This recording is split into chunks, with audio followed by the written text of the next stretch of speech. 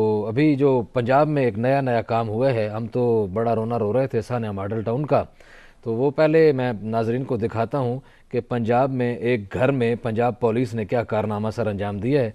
पहले हम वो देखते हैं और उसके बाद फिर हम बात करते हैं इसके ऊपर।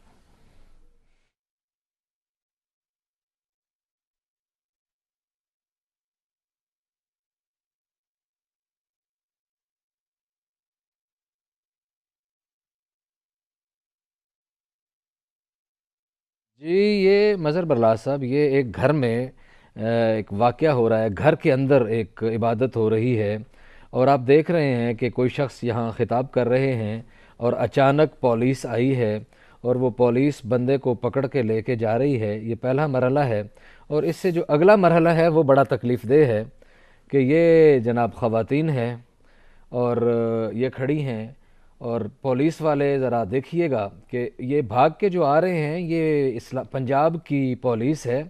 ये कश्मीर, मकबूजा कश्मीर का वाक़या भी नहीं है, ये फ़लस्तीन का वाक़या भी नहीं है। ये पंजाब पुलिस का कारनामा है कि इस तरह पकड़ के ये ख़वातीन को मारा गया, फिर ये इस तरह लोगों के घरों में घुस के इस तरह का ये पुलिस ने काम किया। ये कोई डाकू या चोर इस घर में नहीं घुसे, पंजाब पुलिस जो है वो इस घर में घुसी। और इस मामले पर बात के लिए मैंने टेलीफोन लाइन पर रब्ता किया है मजलिस वहदत मुस्लिमीन के डिप्टी सेक्रेटरी जनरल जनाब नासिर शिराजी साहब को। जनाब नासिर शिराजी साहब, हम आपको अपने प्रोग्राम में खुश आमदीद कहते हैं। अलैकुम अस्सलाम, बहुत शुक्रिया। आपने इस अहम मौजू के ऊपर हमें बात करने का मौका दिया और इसी तरह मदर बरलास साहब का भी, कि जो बहरहाल हमेशा हक बात कहने में अपना सानी नहीं रखते। बड़ी मेहरबानी शिराजी साहब। ये कहा जा रहा है कि आप मौजूदा हुकूमत के इत्तेहादी हैं और ये तब्दीली वाली हुकूमत ने ये काम का कारनामा सर अंजाम दिया है बहावल नगर पे। तो आप क्या कहते हैं, आपका इस पे क्या मौक़िफ़ है और इसके बाद आपने क्या किया है इस पे? जी बहुत शुक्रिया। देखें, हम मौजूदा हुकूमत के साथ हमारी अगर सीट एडजस्टमेंट हुई है और एक लिमिटेड उसके अंदर हुई है, तो इसका ये मतलब नहीं है कि हम इनके अनकंडीशनल कोई इत्तेहादी हैं, बल्कि इनके अच्छे कामों में हम इनकी सपोर्ट करेंगे और अगर कोई नेगेटिव या गलत काम करेंगे तो ज़ाहिर है हम उस पर उसी तरह स्टैंड लेंगे जिस तरीके से हम रूटीन में लेते हैं। ये वाला मामला भी बिल्कुल ऐसा ही मामला है और आपने जिस तरीके से इसको तशबीह दी है, थोड़ी सी ग्रेविटी ऑफ सिचुएशन के फर्क के साथ, ये सानिया मॉडल टाउन ही की तरफ का एक है जिसमें पुलिस ने ये काम किया है और बड़ा आगाना काम हुआ है। मैं कल वहां पर हाजिर हुआ हूँ और मैंने उनके घरों का भी दौरा किया है, मैंने उस पूरे इलाके का विजिट किया है, मैंने तमाम वहाँ अमायदीन से मुलाकात की है। मैं आपको ये अल्फाज नहीं बता सकता हूँ कि पंजाब पुलिस के इन गुंडों ने, जैसे मैं कहूंगा कि पुलिस के अंदर छुपी हुई जो काली भेड़ें थी, उन्होंने जो काम किया है, ये इंडियन बॉर्डर से 1 किलोमीटर दूर हुआ है। सही। और ये बिल्कुल ऐसा ही अंदाज था कि जो शायद हमने कश्मीर में भी इस तरीके से विटनेस नहीं किया होगा कि इंडियन ऑक्युपाइड फोर्सेस अपने यानी मकबूजा कश्मीर में जिस तरीके से करती हैं, इस तरीके से आप देख रहे हैं कि यहाँ कोई मर्द मौजूद नहीं है, खवातीन है। और खवातीन जो जिनके पास एक तिनका तक नहीं है और वो अंदर बैठी है मजलिस के उन्वान से, जैसे घरों के अंदर होता है, और इस तरीके से वो हमला करते हैं उन डंडों के साथ, जो पुलिस के डंडे नहीं हैं, जो वहां पर किसी घर में रखे गए थे, जो जानवरों को, जो भैंसे वगैरह चराते हैं उनको चराने के लिए और उनको डराने के लिए जो बड़े डंडे यूज होते हैं, ये वो डंडे थे। और उन्होंने इस तरीके से वहशियाना तौर पे वो घरों में दाखिल हुए हैं कि एक बिल्कुल इनह्यूमन अंदाज था। घरों के दरवाजे तोड़े हैं, खवातीन ने अंदर से कुंडियां लगा ली, दरवाजे तोड़ के, खिड़कियां तोड़ के अंदर चले गए। बापर्दा खवातीन, बाहिजाब खवातीन, उनको उन्होंने वहां पे मारना शुरू किया है। जो बेचारी खवातीन भागी हैं उनको बाहर मारा है। खवातीन के हाथों से बच्चे, ये मैं कोई एक हर्फ भी मुबालगे के साथ नहीं कह रहा हूं, बच्चे जो खवातीन के पास थे वो उनके हाथों से छूट गए हैं। बच्चों के ऊपर खौफ की फिजा मुसल्लत हो गई। बाज बच्चों को पकड़ के दीवारों के साथ मारा है उन्होंने। फिर जो खवातीन बाहर निकली हैं दरवाजों से, जो गली में पकड़ी गई उसको गली में टार्चर करना शुरू किया है, जो दरवाजे पे थी उसको दरवाजे में, जो सेन के अंदर थी उसको सेन में, जो अंदर थी उनको अंदर टार्चर किया है। और इस तरीके से वहशियाना, किसी का हाथ टूट गया है, किसी का जिस्म के ऊपर जो है वो कट लगे हुए हैं, अभी तक कल तक खून, ताजा खून बह रहा है उनके जख्मों से। और ये सब कुछ जो है वो वहां पर ایک ایسی DPO ہیں کہ جو خاتون ہیں اور انہوں نے ابھی تک اس کے اوپر کوئی ایکشن نہیں لیا ہے. یہ تو خیر مجلس اتحاد المسلمین کا ایک سٹینڈ جس میں PTI کی سینٹرل لیڈرشپ سے، پروونشل لیڈرشپ سے اور اہم منسٹر سے، جن میں انسانی حقوق کی منسٹر شیری رحمان صاحبہ سے لے کے صوبائی منسٹر خواجہ بشارت صاحب تک ابھی تھوڑی دیر پہلے بھی میری بات ہوئی. اسی طرح IG صاحب کے ساتھ بھی میٹنگ ہوئی اور ان کو ہم نے یہ ویڈیوز جو آپ ویڈیو دیکھ رہے ہیں یہ ایک بچی نے بیڈ کے نیچے سے کپ کپاتے ہوئے بنائی ہے. اور اگر یہ نہ ہوتا تو یہ ہماری بات ہی شاید تسلیم کرنے کے لیے تیار نہ ہوتے کہ اس طریقے سے ایک ایکٹ ہوا ہے پاکستان کے ایک علاقے کے اندر. شرائع صاحب برلاس صاحب آپ سے کچھ پوچھنا چاہتے ہیں. علی رضا بھائی میں آپ کو بتاؤں ریٹن پرمیشن موجود ہے. شرائع صاحب ایک سوال لے لیں. شرائع صاحب ایک سوال لے لیں. شرائع صاحب گزارش یہ ہے کہ آپ چونکہ وکیل بھی ہیں اور آپ کے علم میں ہے کہ یہ ایک قانون جو کالا قانون 3 سال پہلے بنایا گیا تھا، سابق حکومت نے بنایا تھا، اور اس میں اس وقت کے جو لا منسٹر تھے رانا ثناء اللہ وہ پیش تھے. آپ لوگ چونکہ اتحادی ہیں PTI کے، تو اس کالے قانون کو ختم کرنے کے لیے کیا کر رہے ہیں؟ اور نمبر 2، آپ چونکہ وکیل ہیں، آپ نے ہائی کورٹ یا سپریم کورٹ کا دروازہ ابھی تک کیوں نہیں کھٹکھٹایا کہ یہ انسانی حقوق کی کھلی خلاف ورزی ہوئی ہے؟ یہ تو خیر مسلمان عورتیں تھیں، اگر کوئی ہندو عورتیں بھی عبادت کر رہی ہوتیں یا عیسائی عورتیں بھی عبادت کر رہی ہوتیں اپنے گھر میں، تو ان کو بھی لاٹھی چارج کرنے کا اختیار کسی کو حاصل نہیں ہے. یہ آپ نے بہت درست فرمایا.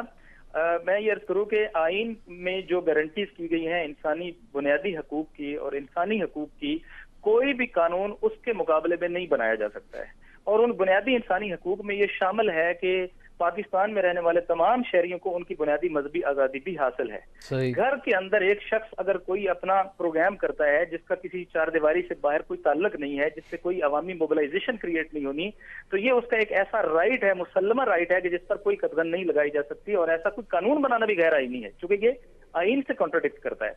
پہلے آپ جانتے ہیں بہت اچھی طریقے سے کہ جو ماحول تھا جس میں پوری ایک اسٹیٹ کا فنکشن کس طریقے سے بنا دیا گیا تھا. آپ نے سانے ماڈل ٹاؤن کے اندر دیکھا کہ جو قاتل ہوتا ہے وہ مقتول کے اوپر پرچہ بھی درج کر دیا جاتا ہے، ایک بندے کو معطل نہیں کیا جاتا. یہی کیفیت ہمیں یہاں پر بھی نظر آتی ہے.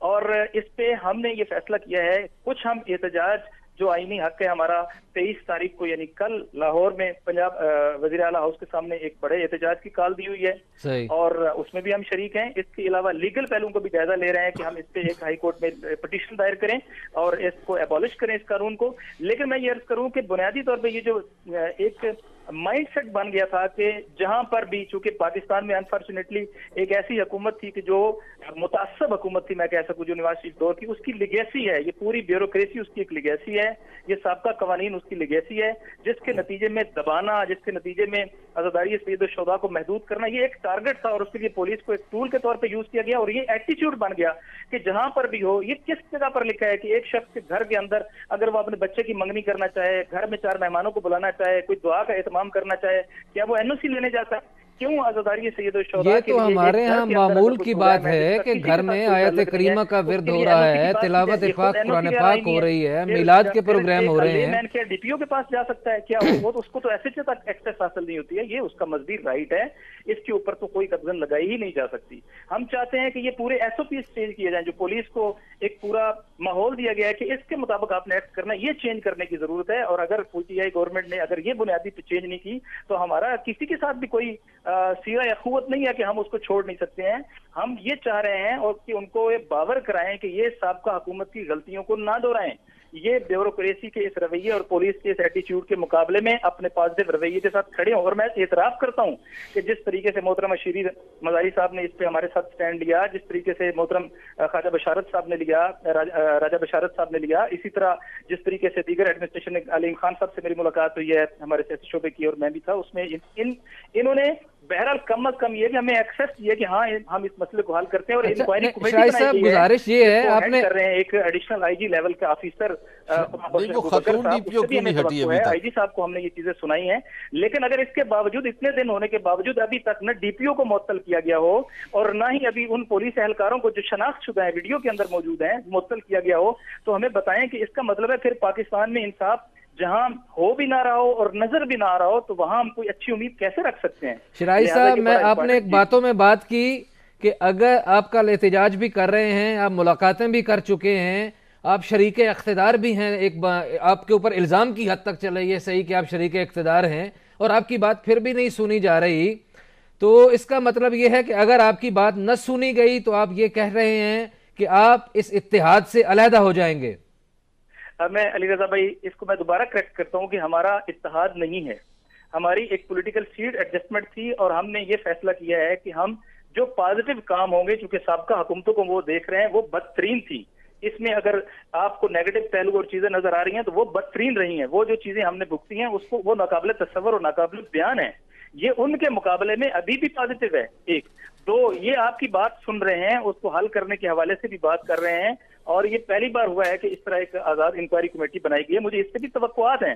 اور پھر یہ ہے کہ یوں نہیں کہا جا سکتا، لیکن ہمارا اگر بنیادی اصولوں کے اوپر کنٹرڈکشن آئے گی تو یقیناً ہمارے لیے اس وحدت کو یا ان کے ساتھ اس قربت کو برقرار رکھنے کی کوئی وجہ نہیں ہے۔ میں جو توقع رکھتا ہوں وہ یہ ہے کہ ابھی تک کے جو اقدامات ہیں اور ابھی تازہ جو میٹنگز ہیں اس سے مجھے یہ لگ رہا ہے کہ کچھ چیزیں پازیٹیو ہوں گی، اور یہ بھی میں آپ کو بتاؤں کہ اوورآل اگر ہم کمپیریزن کریں سابقہ سالوں سے، تو جب سے پی ٹی آئی گورنمنٹ آئی ہے اس کی نسبت، یہ میں صرف نسبت کی بات کر رہا ہوں، یہ نہیں کہہ رہا کہ بہت اچھا ہو گیا، یہ ٹھیک ہو گیا ہے، ورنہ ہم احتجاج پہ نہ ہوتے، ورنہ ہم سڑکوں پہ نہ ہوتے۔